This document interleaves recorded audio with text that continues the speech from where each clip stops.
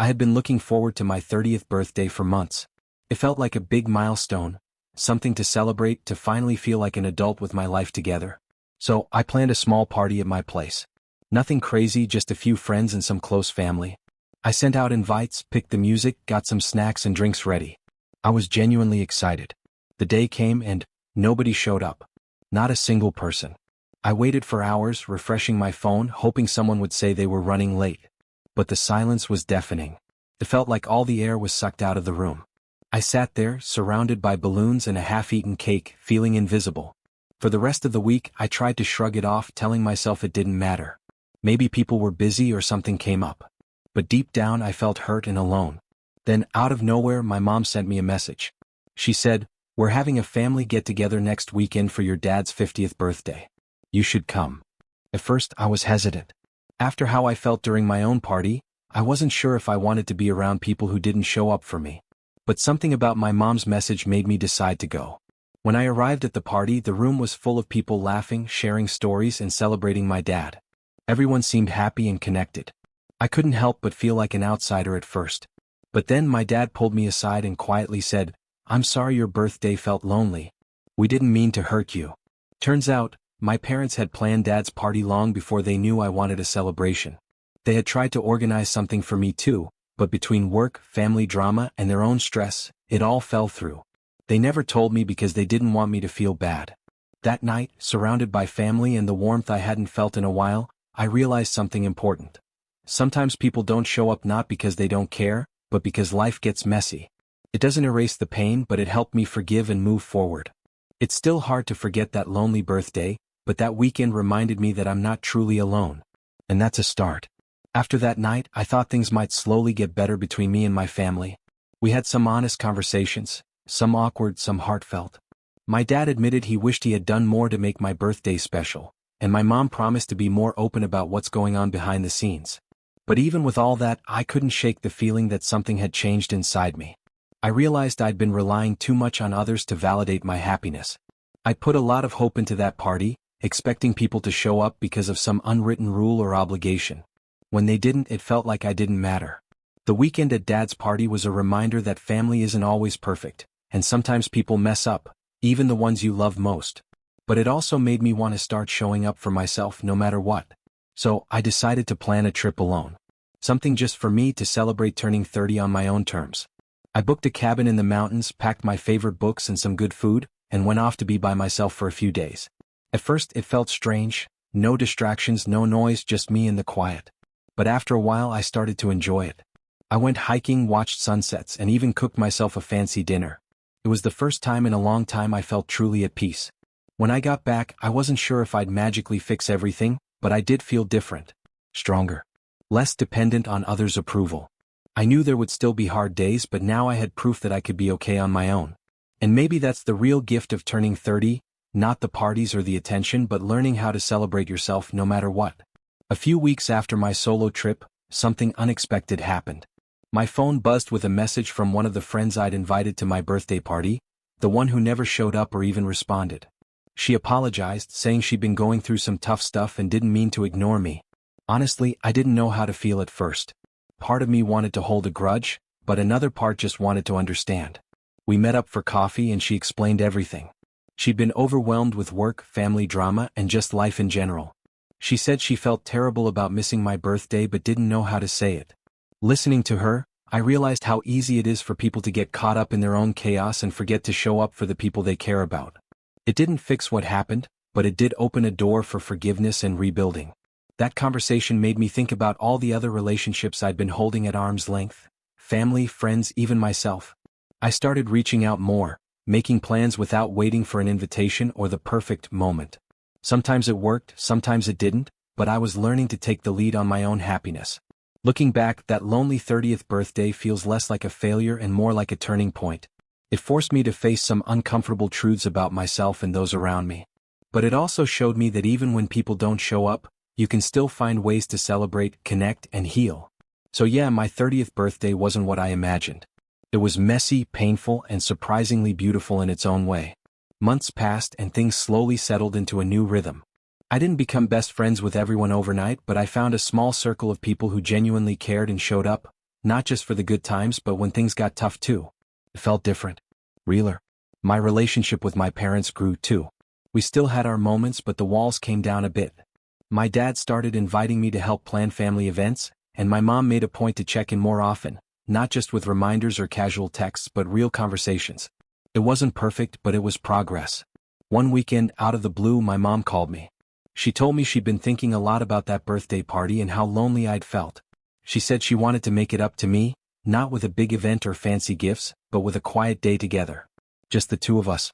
We spent the day wandering around a nearby park, talking about everything and nothing. For the first time in a long time, I felt like we really understood each other.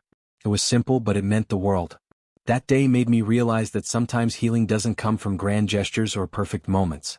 It comes from showing up, being vulnerable and giving people, even yourself, the chance to try again. Turning 30 was hard. But it also taught me something I didn't expect.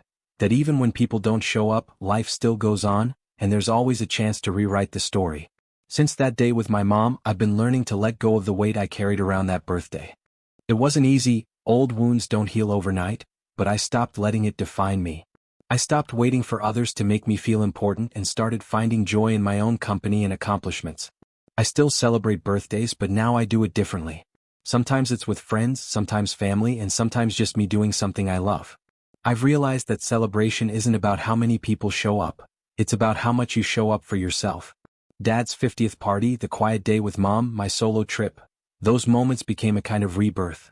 They reminded me that life isn't about perfect parties or perfect people. It's about being real, messy, and human. If you ever find yourself alone on a day you thought would be special, know this: it's okay to feel hurt.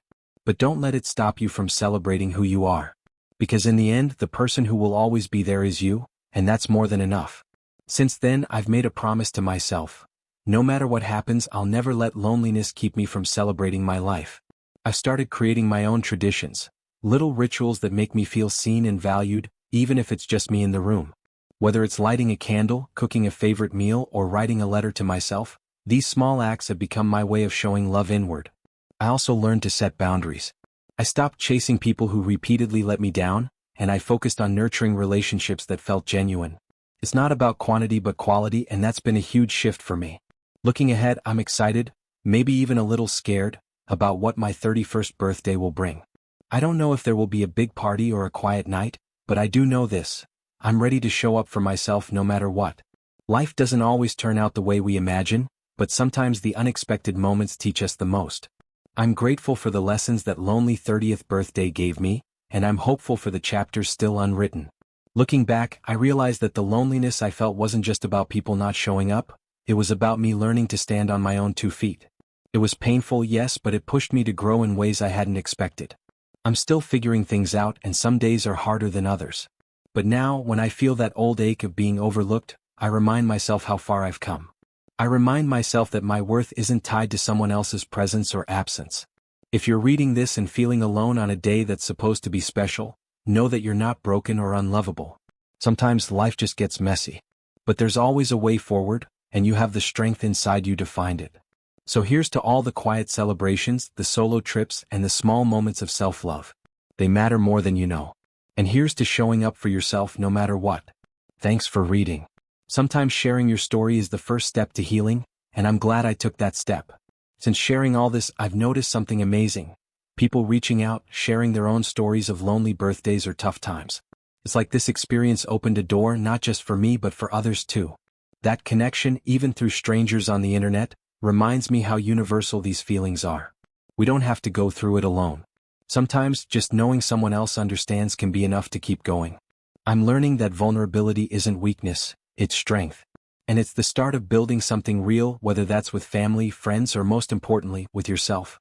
So if you're struggling or feeling unseen, remember, your story matters. Your feelings matter. And one day, when you least expect it, things can get better in ways you never imagined.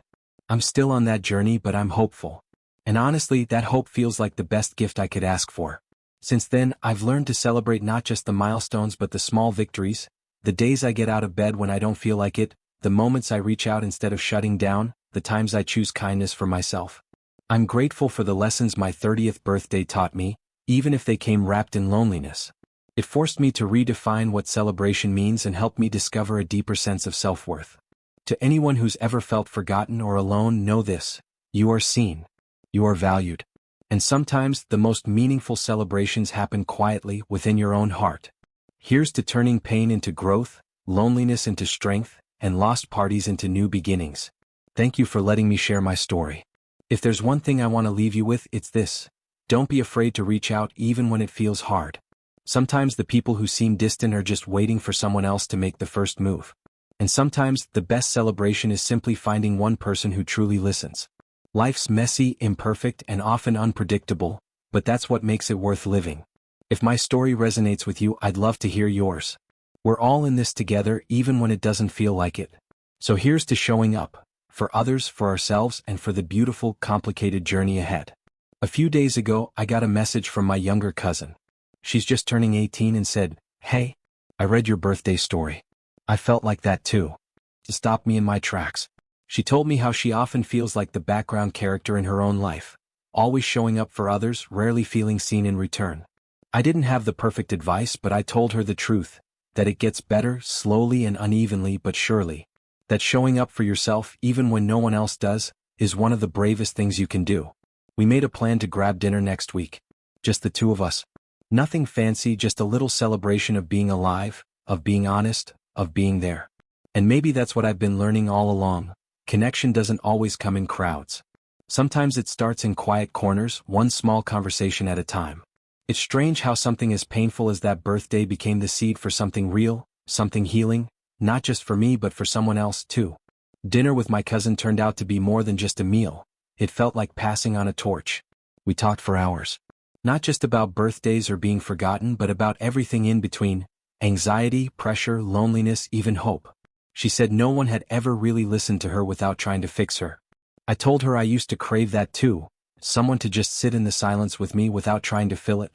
That night, as we walked to our cars, she hugged me tightly and said, "You made me feel like I matter." It hit me harder than I expected. Maybe that's the most any of us ever really want, to know we matter, even to one person. I drove home with the windows down and this quiet sense of peace. Not the loud, fireworks kind, just a calm knowing that somehow I've grown. Not past the pain but through it. I used to think healing would come in one big wave, like someone flipping a switch and making everything okay. But now I see it's in these moments, the small, honest, human ones, where it lives. In the conversations that didn't exist before. In the people who come into your life because of the very things you thought would break you. My 30th birthday still happened. The silence, the hurt, the confusion. But now it lives beside everything that came after. The growth, the reconnection, the self-respect, the love. And in a strange way, I wouldn't trade any of it. A year has passed. I didn't throw a big party for my 31st. No decorations, no group messages, no expectations. I took the day off, turned off my phone, and drove to the lake just outside town, the one where the trees hang low and the water is always calm. I brought a small cake, my journal, and a photo I found from my childhood. Me, maybe 6 or 7, wearing a crooked paper crown, grinning like the world had just handed me a kingdom. I sat there for hours. I watched the ripples in the water. I thought about that little kid and everything she didn't know yet, the disappointments, the silence, the strength she'd have to build. And then I whispered, "You made it." Because I did. Maybe not in the way I imagined, but in the way that counts. This journey, what started as a lonely night surrounded by untouched snacks and a quiet apartment, became the foundation for something solid. Something real. I'm not searching for validation anymore. I'm building something better. A life that feels like home even if some rooms are still unfinished. And that, I've come to believe, is more than enough. So if you ever find yourself staring at an empty room on a day that should have been full, don't give up. Let it hurt. Then let it teach you. And when you're ready, pick yourself up and light a candle anyway. You're worth celebrating. Always. It's strange how one moment, a quiet birthday, an empty room, can change the course of your life. At the time it felt like a crack. Now I see it was the start of a shift. A painful, necessary one. I used to think milestones were meant to be marked by other people. That if no one was there to witness them, they didn't count. But now I know better. I learned how to sit with myself. How to honor the hurt without letting it define me. How to find peace in solitude. How to forgive, not just others but myself too. And maybe the most surprising part? I learned how to love again. Not in a grand romantic way, but quietly. In the everyday. In the way I water my plants. In the way I call my cousin just to ask how her week's been. In the way I celebrate someone else's joy without feeling the need to compare. That lonely 30th birthday gave me something I didn't know I needed. A beginning. A soft reset. A way back to myself. And if I could speak to that version of me, sitting alone at a table full of untouched snacks and a melting cake, I'd just say this. Hold on. What feels like abandonment now will one day become your anchor. You are not forgotten. You are finding your way. And you are. We all are.